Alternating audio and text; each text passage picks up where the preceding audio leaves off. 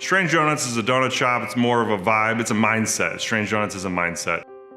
What makes our relationship work really is I feel like I've never been like sold by Chris. You know, Chris, I really feel like has my best interests in mind.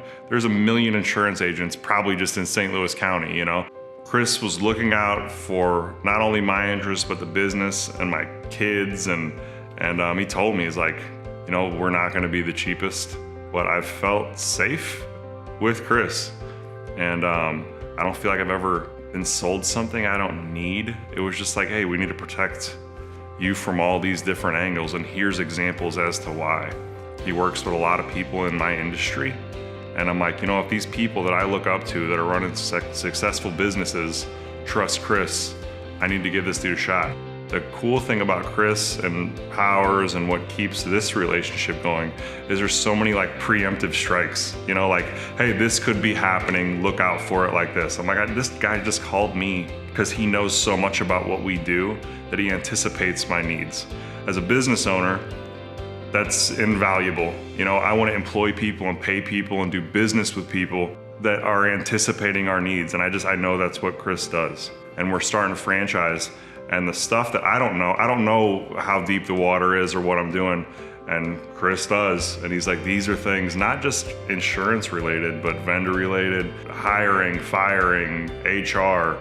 Like, these are things that because of how good he is in this industry, he's able to give that information to me, and it's stuff that I would pay for. So seriously, I mean, I'm paying a little more for my insurance than I was before with another company, but the value that I get is far beyond what I'm paying.